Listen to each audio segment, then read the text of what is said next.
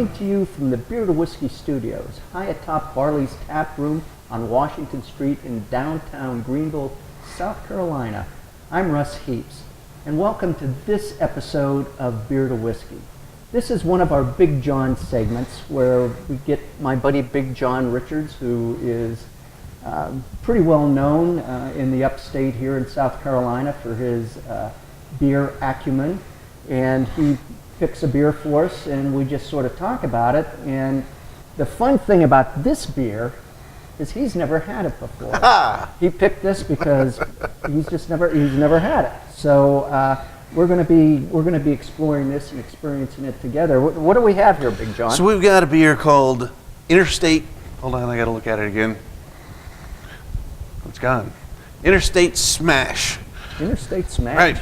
It's a, and I think there's more to the name than even that, but it's a beer that Oskar Blues brewed for, in their words, the 14th anniversary of Dale's Pale Ale. Ah, okay. So a little bit of a variant on the recipe for Dale's, it sounds like, but it's single hopped with Galaxy hops. Okay. So, and as you can see, very unfiltered.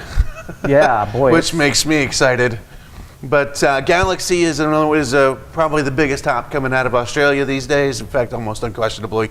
But it's a really popular, really well-known, well-developed, well-cultivated hop. It's really versatile. Usually very fruity, kind of lemony and spicy, but not aggressively bitter. This should be a unique experience. I'm expecting a good bit of, like I said, lemon, citrus, pithy kind of bitterness up front and a nice light body to it. I'm excited that it's this unfiltered. It should be pretty chewy. You'll probably hate it. I'm sorry.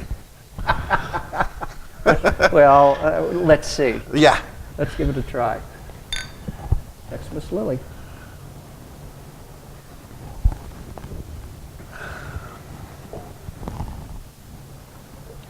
It's not really as strange and exotic as I kind of pictured it would be. That's fantastic. That is really good. That's all fruit right up front, and there's a little bit of it turns into piney, kind of woody at the finish, but all that real juicy, and then there's rindy, like lemon rind flavor in there. Yeah, I was kind of thinking grapefruit, but citrusy in either event.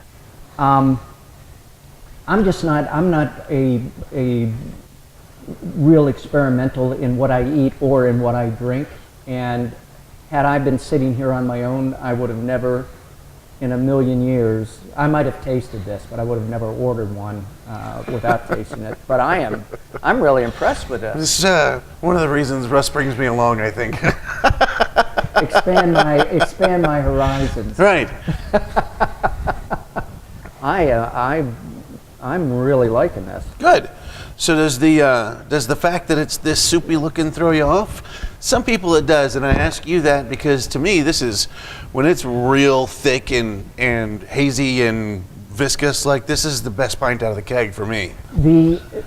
I look at this and I put my trust in the brewer. I'm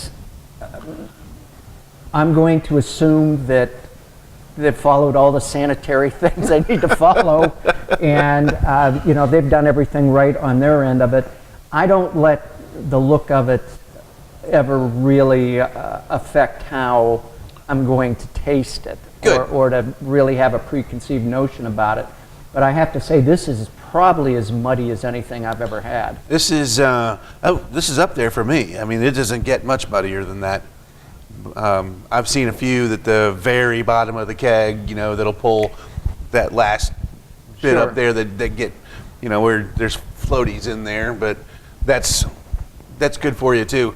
There's all the vitamins in there. All the vitamins are in all the sediment. It's, in that last sip, it was just this, in the roof of my mouth, sort of just this light, subtle citrus, just enough that you know it's there. Right.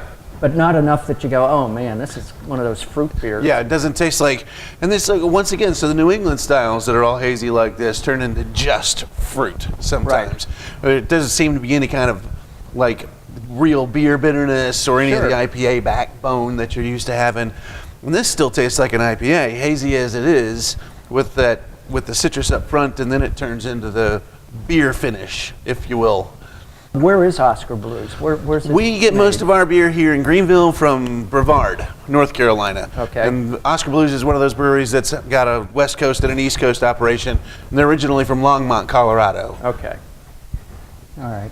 And now my stump Big Jon question for this this episode. We're not going to make this a regular thing because I'm not that creative. But is this a seasonal for them, or is this a one-off, or do you? This do you know? looks like it's going to be a one-off, one-time only brew.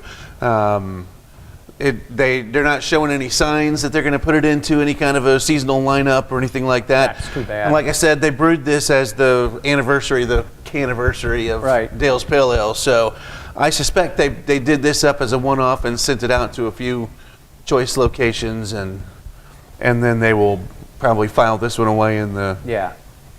Oh, that's too bad because I really like this. Yeah.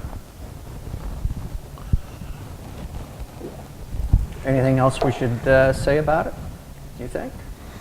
No, we've pretty much covered this. Okay. I think we can wrap this one up as well. All right. Well, I certainly, as always, appreciate Barley's Tap Room hosting us here. Those of us sort of involved in the beer scene here consider Barley's to be beer headquarters in Greenville, and so we love being up here. And with that, Here's to it. cheers. See you next time.